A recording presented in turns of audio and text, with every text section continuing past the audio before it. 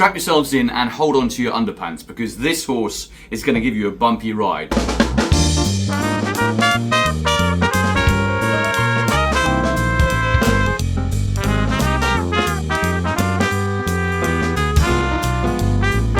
Hello everybody, welcome back to the Jump Show. It is part 2 of our Handicappers to Follow. Thank you so much for the wonderful support we had for part 1. Loads of comments, loads of people getting involved, and lots of likes as well, which meant that part 2 has been well and truly unlocked. We're going to do a seasonal preview very soon on this channel, so please do remember to comment below with anything you'd like discussed, whether it be a news item or a Cheltenham Festival race or anything in particular that really floats your boat. Before we get going, though, how are we all? Jake, doing well? I enjoyed part 1, and it was very well edited. Oh, thank you. Yeah, no, part 1 went down a storm. So as Tom just said, I echo that. Thank you so much for all your support. It was really fun to make, and it seems to have gone down really well. So here's your part 2. Hopefully this goes down just as well. And yeah, we've got plenty more content to come, as Tom has mentioned. So stick around and make sure you subscribe. Yeah, stick around. Dan, I've got to say, I think you probably, like all of us, we're delighted with the way that people have got involved with part 1. Yeah, the summer can be a long and lonely place for us sycophants who only really obsess about the jumps. You wouldn't understand, Bully, because you are a turncoat these days and very much in the flat mould. But it really does warm your heart when you see so many people. Clearly, we're not alone, Jake. There are so many people out there who are just desperate for jumps racing to come back, and they came out in full force for part 1 of this series. So thank you so much. Let's hope you enjoyed part 2 just as much. Yes, indeed. So let's get going, shall we, with part 2. We're going to start off with the first handicapper to follow of this video from Dan Overall. My next handicapper to follow is Hastings for the O'Neill team, who looked a real work in progress last year, having shown some really high-quality bumper form before that. He was a dual AQPS winner in France. He then split Farnoge and Helmvine on his bumper debut in Britain, carrying a double penalty on that occasion, which is a really good run considering what those two horses have achieved since. And then he finished 3rd in the Aintree bumper. So it was hoped he could make it up into a well above average novice hurdle last season, but he just looked like a horse in need of some education, and like the runs from last year would really improve him. He made his hurdling debut at Leicester on deep ground in what was, to be honest, quite a poor race. His jumping was atrocious for the most part. I think it was only his raw ability that got him the win on that occasion. The form of that isn't much to shout about. He then went to Catterick again, so another smaller track. You're thinking they probably know he needs some more experience.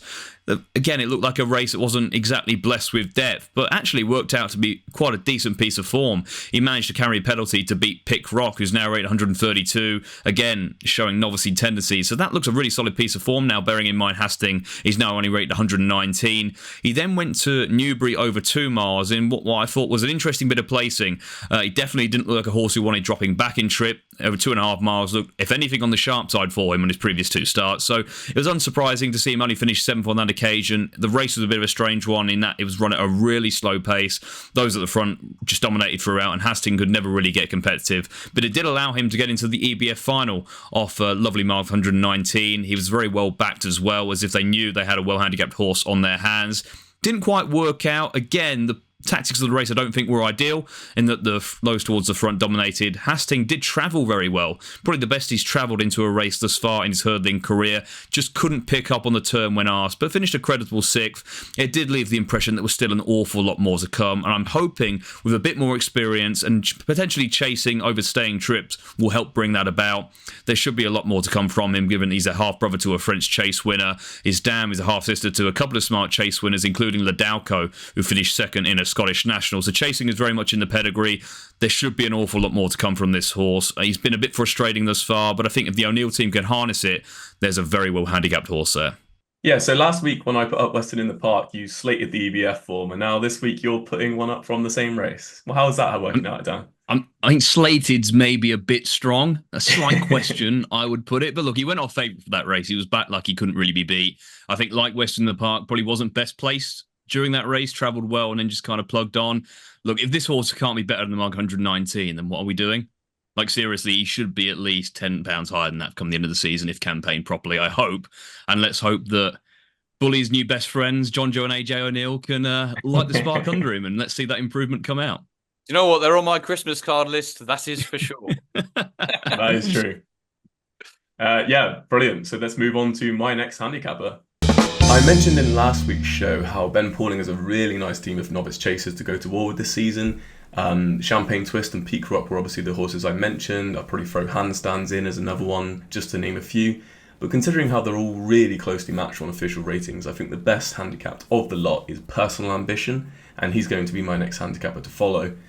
So he was third in a point-to-point before joining Ben Pauling, where he won on his hurdles debut at Warwick in November, cosily beating Jinko Blue that day, who's now rated 140. That came over a trip of 2 mile free furlong, and he won by about 3.5 lengths despite getting the last wrong, so you can probably mark that up a bit further. But things all went a bit wrong on his next start in the Grade 2 Winter Novices Hurdle, where he was chucked straight into graded company, and it probably just came a bit too soon in his career. He got a bit bogged down in the heavy ground, stuck in the mud, and he was also hampered 2 out as well when finishing a fairly distant third. So I think you can take some positives from that Connections thought enough of him, but you can also put a line through it from the fact that I think a lot of things went wrong for him that day. He got straight back on track at Doncaster in January though, when winning by 8.5 lengths in an ordinary novice hurdle under a penalty, beating a dual subsequent winner. And then in March he had his big day in the sun in the Kelso Grade 2 Premier Novices Hurdle over 2 mile 2 furlong, where he stuck on and showed a brilliant attitude to beat Django Bai, who's now rated 146 for Nicky Henderson, having finished second at the Aintree Festival. Now, Personal Ambition also finished his season at the Aintree Festival when running in the Grade 1 Top Novices Hurdle over 2 miles, and I think his trainer has since come out and said that was just one dance too many, which I can kind of go along with really. He didn't really show the same attitude as he did at Kelso, and yeah, I think it is one of those runs where you can put a line for it, to be honest. It wasn't too bad when finishing 6th, but there's plenty more that's going to come from him this season, that's for sure. And despite already being a Grade 2 winner over hurdles, he's only rated 131 going into his chasing campaign, which I think looks quite exploitable. He showed absolutely no respect for hurdles throughout his career, and since then he's scored well over fences. Before he went off on his holidays in the spring, he did have a few pop around at Ben Pauling's, and he did that really nicely. So that bodes well for going into this season as well. He probably wants 2 miles on softer ground, 2.5 on a bit of better ground, so I'd imagine we'll see him start off over 2.5 in the autumn. And considering the Turners is now changing to a handicap 2, that could feasibly be a long-term target for him. Yeah, another Ben Pauling novice handicap chaser there. I mean, the crop he has going into this season, I think him and Lucinda Russell having their own personal competition for who has the best ammunition for that division in particular. But like you say in the video, Jake, one of them horses from Ben Pauling has to end up in what was the Turners, surely. I mean, he's got 3 or 4 probably that you could already line their campaigns out for that race now. But yeah, very interesting one. I say he's got some ammunition for that division this season. Yeah, certainly does. Very much looking forward to seeing that one in action. Looking forward to seeing my first handicapper of this video, a slightly more experienced chaser to look forward to for the rest of the campaign. Okay, strap yourselves in and hold on to your underpants, because this horse is going to give you a bumpy ride. My third handicapper to follow is Snipe for Harry and Dan Skelton. Was a model of consistency last season. 3 miles and soft ground is really the conditions he wants to be shown at his best. And he got those conditions on more than one occasion. Particularly he was impressive at Aintree, a third start before the end of the campaign. We last saw him in the Grand National Trial at Haydock, where he was very highly tried. It was just a little bit too much of a test at this stage of his career. He still quite lightly raced over fences, and 3.5 miles on really heavy ground is not what you want at Haydock for a horse of his nature and potential. But he's had a nice break now, and I can see him really climbing up the handicap ranks. We saw him 2 starts ago, come with a late run in the style of a horse who's still well handicapped, just not getting there at the right time for a jockey who possibly gave him too much to do. So with that in mind, the current assessment on his rating looks absolutely bang on. And I think a couple of wins at least may well be forthcoming this season. Hopefully he can turn into a bit of a star in staying chases over those long distances in soft ground. So Snipe with that lucked and charmed passage from the rear, hopefully to win a few races this campaign. Yeah, Bully, you do like these more experienced chasers. I think you mentioned in the video that you didn't think he was ready for that Grand National Trial at Haydock, and I think that's probably valid. But how do you see him being campaigned this season? Do you think he'll drop back in class to maybe some calmer waters? I mean, his mark isn't exactly too high, so he could drop back in class. Or do you think maybe he'll be ready for some of those bigger handicap chases this season? Yeah, I thought one of you two lads was going to take a snipe at me for that one. I have to say, I think they'd be silly not to drop back in class, take advantage of the slightly lower handicap mark, basically to give him a bit more experience. I think he's got plenty of class. He's quite a tricky ride. I said that in my little video there, because he does need to be held up and have a bit of luck. So perhaps if they were thinking about trying to give him a little more experience and trying to perhaps improve him as a handicapper, they might think about trying to explore some different tactics. And if they did do that by maybe trying to get him slightly more prominent in his races, they might just try and do that by starting him off in slightly lower classes and getting that experience in, because he is still quite young and he's still pretty lightly raced. And as I say, I think that 3.5 mile heavy ground handicap chase, very competitive, one of the more competitive ones of the season, was just too much too soon in his career. So yeah, I think softly catch the monkey with Snipe this season. On to Dan's next one, his next handicapper to follow.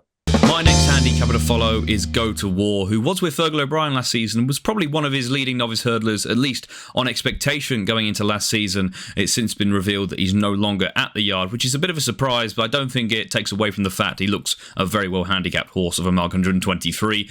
Looked pretty smart in bumpers, and he just looked a bit of, a work in progress over hurdles last year. Was very well backed on his hurdling debut at Exeter, was travelling best when coming to the third last and veered badly out to his left, gave Paddy Brennan no chance. It was put down as an unseat, but as almost effectively a refusal. It was that bad of a veer. So clearly has a bit of a quirk to him, but the ability is also there. He then finished third next time out at Taunton over 2 miles on good ground. So that's a very sharp test. The first and second were both very keen going types. That really suited them in Bailly and Matterhorn. They're now rated 137 and 147 respectively. So I think Go to War did pretty well just to hang on to their coattails. And after the previous experience, they probably just wanted a clear round with him. He then backed that up to get off the mark at the third attempt. Next time out in a weaker race, and then won again after a 3-month absence, where interestingly he'd had wind surgery and had a first-time tongue tie fitted to beat a useful horse of Harry Devon's called Caught in the Act. So I think that was a decent bit of form. So while he clearly is a horse with quirks,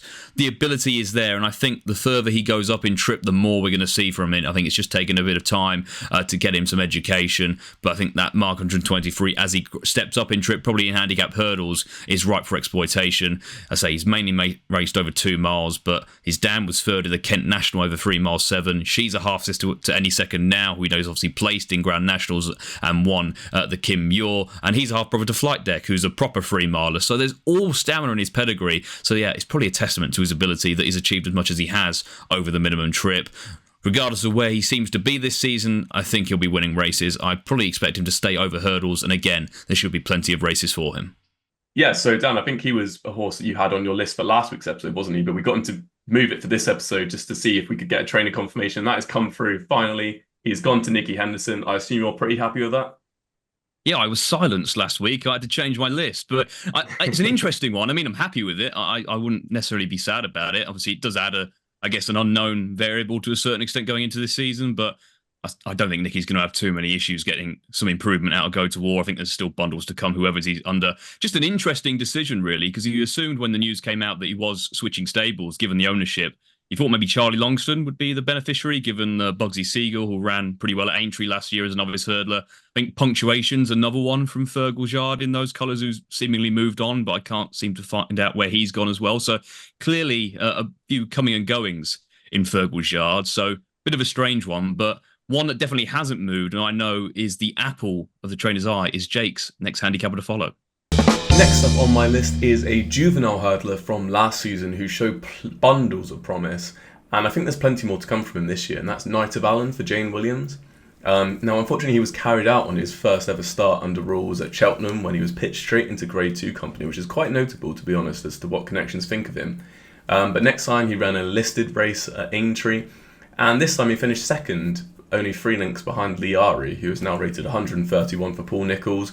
And he's obviously since won another listed race too, so that form's looking pretty decent. And Knight of Allen that day kept on really well for pressure, despite understandably running around a bit green on, basically his first start under rules. He then got extremely unlucky in Connections Quest to get another run into him, with multiple meetings called off during the winter. But eventually he returned to action at Chepstow in April, where he ran in a junior National Hunt hurdle race, and he looked to have learnt plenty that day. He recorded a very, very easy 5-length success under a hands and heels ride. Jockey didn't have to touch him at all, really. And considering he's a half-brother to Galahad Quest, I just think there's plenty more to come from this season. He still remains a novice hurdler as well, because he won a junior National Hunt hurdle rather than a juvenile hurdle. So that slight difference makes him a novice hurdler for the whole season. So there's lots of options for him. But one person who knows a lot more about the horse than me is his trainer, Jane Williams, and she sent in this clip for us. Morning, this is Knight of Allen. He is now 4. Last year we did very well with our juveniles, especially with him.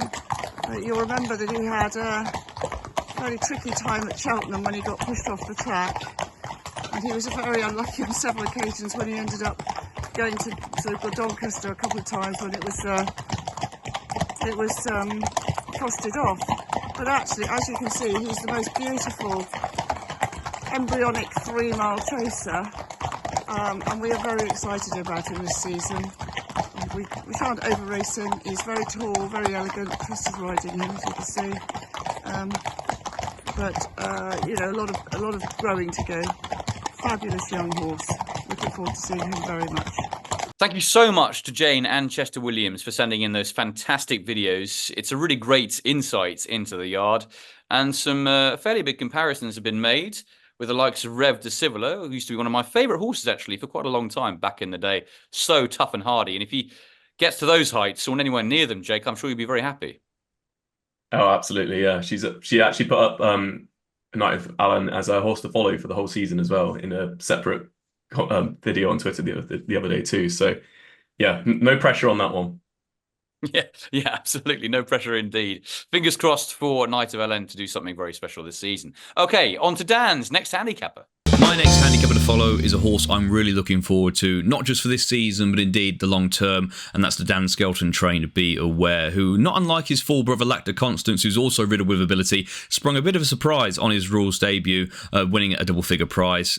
Be Aware's came over hurdles, over 2 miles, coming from off the pace to hit the line really strongly on that occasion, looked a really bright prospect, bearing in mind he had no bumper or point-to-point experience.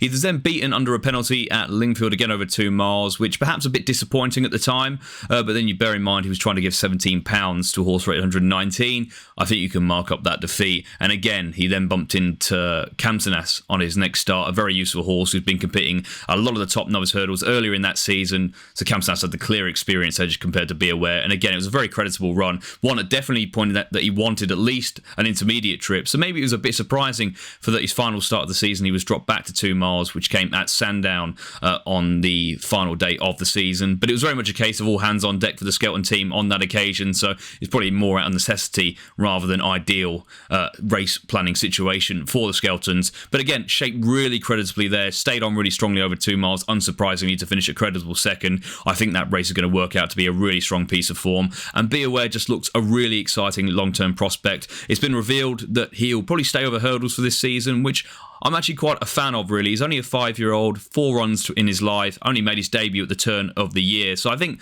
another season over hurdles is definitely going to be to his benefit, especially in the long run. And there are plenty of decent races for him over hurdles this season. I'd like to see him perhaps reappear in something like the Silver Trophy. His mark 128, I think, has got a lot of scope for improvement there, especially in handicaps over intermediate trips. So he's a horse I'm very keen to have on side, not just for this season, but for the seasons ahead.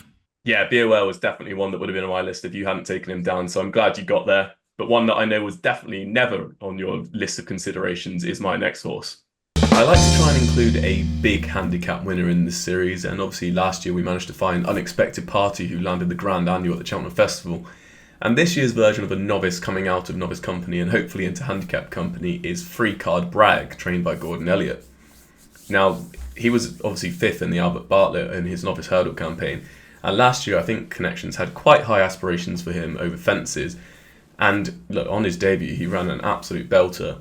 He split Corbett's Cross, the National Hunt Chase winner, who's now rated 166, and Monty's Star, who's a Grade 1 second, who's rated 152, whilst also having Nick Rocket, who's rated 150 behind him, which, I mean, that's just ridiculous beginner's chase form, isn't it? He was then second to Monty's Star in another race at Punchestown on New Year's Eve when stepped up to 3 miles.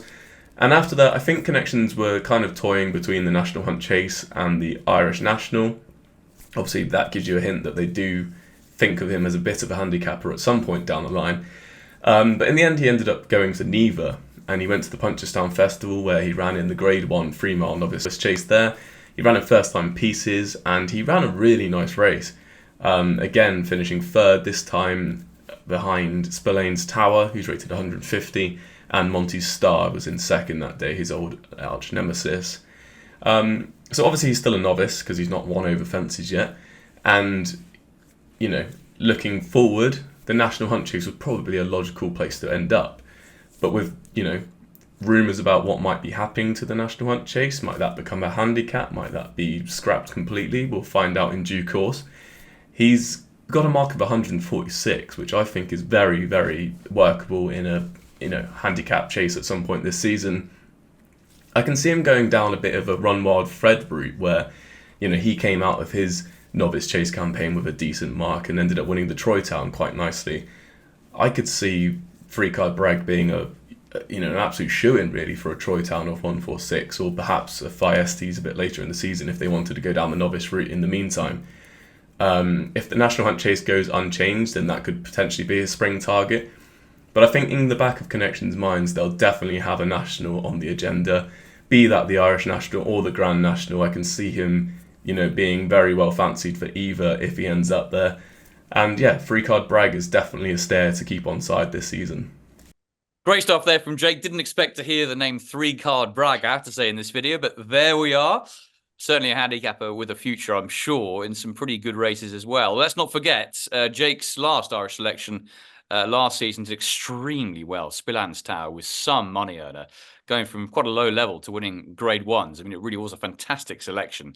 And if he's going to do anything like that, I'm sure Jake is going to be extremely pleased. So fingers crossed 3-Card Bragg can do something very similar this term.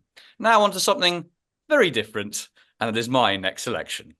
Okay, my fourth handicapper to follow on the jumps for the jump show this season is a horse called Thierry. Used to be with Jim Bolger on the flat and won a couple of times for him in soft ground.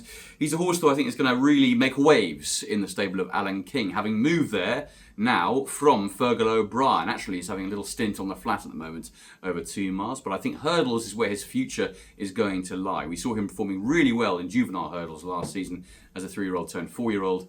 In particular, I think he ran really well in the juvenile series final at Musselburgh.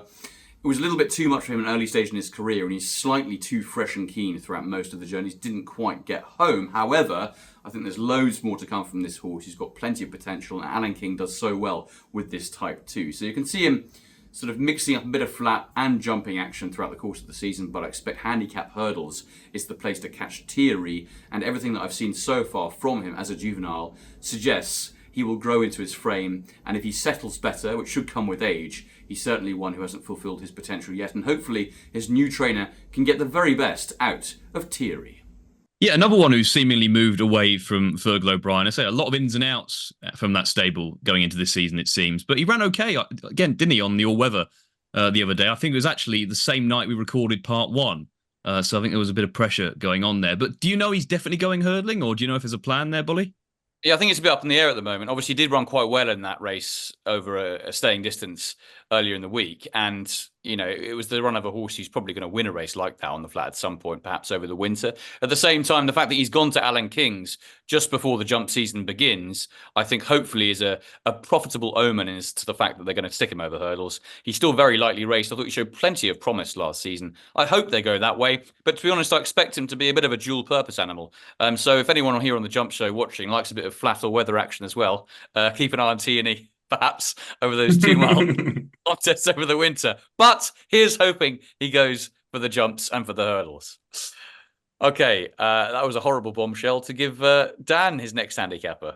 My final handicapper to follow probably doesn't have the type of flashy profile that some of the other horses on this list that we've discussed have, but he's a really steady improver last season. I think Emma Lavelle will continue to excel with, and that's a horse called Monk's Meadow, who finished second in his point-to-point behind Milana Missile, who won a Grade 2 last year, and he had a really consistent season, improving with each run. I think there's going to be plenty more to come from him, especially when he sees a fence. He started off at Kempton with a couple of runs over 2 mile 5 on good ground, placing behind some very decent types, and it was a similar story at Ascot where he ran in a really competitive maiden hurdle, again acquitting himself really well, and then he stepped up again to finish second to a horse called Below the Radar, start of Paul Nicholls, a horse I think, again, could also have featured potentially on this list, a progressive novice last season who went on to win on his next start, franking that form ahead of Monks Meadow. That came at Hereford as well, which is a really sharp track, and I don't think that suited Monks Meadow, who looks a proper 3-miler, an old-school staying chaser type, and he duly improved for stepping up to 3 miles on his final start last season, which came at Ludlow,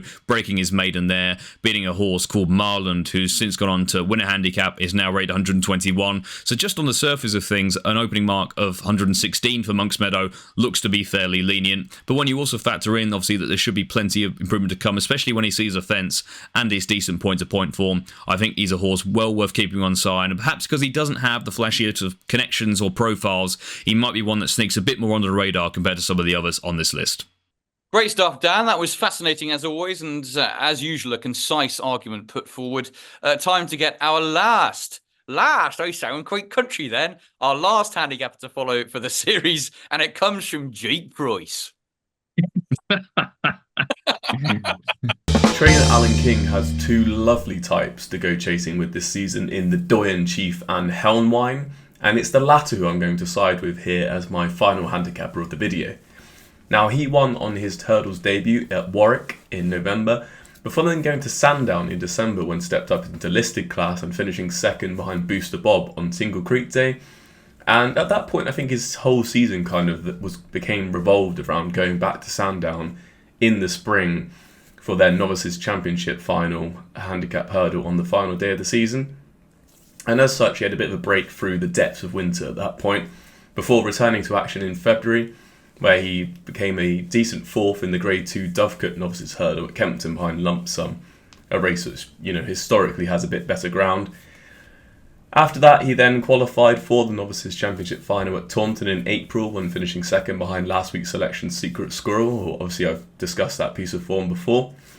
And come the day of the final, he was rated 121, which obviously looked quite lenient. Everything kind of went right for him. He travelled nicely in behind the leaders, made smooth progress into the race at the second last. And when he was asked for his effort, he just looked like this big, tall horse that came sweeping by into a lead after the final flight. He eventually held off some rivals close towards the finish, but it was a really smooth performance from him, and he definitely looked well handicapped off that mark. That form looks strong, as I mentioned. Dan's already put up Be Aware. I've already put up Secret Squirrel, and the horse in third was Steel Alley, who's rated 134. And there's plenty of other nice types in that race. As me and Dan have mentioned many times, this looks like a piece of form that's going to work out well. And this season's all going to be about chasing for Helmwine. He's a full brother to Willie Mullins' Uncle Phil, who's rated 147 over fences. And he is reported to have jumped really well in his schooling sessions in the spring before turning out for his holidays. So everything is boding well for a good chasing career for Helmwine. He's only rated 126 despite winning that final, and obviously it was a very competitive race, so I think that £5 rise is very much justified and looks quite lenient in my eyes. And I imagine Connections will keep him over 2 miles for as long as possible, although eventually I could see him getting 2.5 no problem, considering he was third in a point-to-point as well. So Helmwine is my last horse of the video, and I'm really excited about him going chasing. Yeah, so no pressure on that Sandown form then, because we now have 3 coming from that race, over 2 miles on the final day of the season. So if that race turns out to be not so good, then I think we're in a bit of trouble. But that's it. That's all 20. I think we've got quite an eclectic mix there. We've had one who's running on the flat currently and ran yesterday at Southwell. We have some old school 3-mile handicap chasers in the making. So you get some variety here on the Jump Show, that's for sure. Yeah, there's a lot more variety when you throw me into the mix. Perhaps there's some very left field suggestions. But unfortunately, you're going to have to live with that, lads, I'm afraid. Thanks, everybody, for watching the first 2 videos and this Handicappers to Follow series, because we really appreciate your support. And please do remember to like and subscribe to this if you haven't already. And do remember as well to comment with what you'd like us to talk about in next week's episode, because it's going to be a seasonal preview ahead of the 2024-2025 jump season that we're all so excited about. Until then, it's auf Wiedersehen, au revoir, and goodbye from here, all of us at the Jump Show.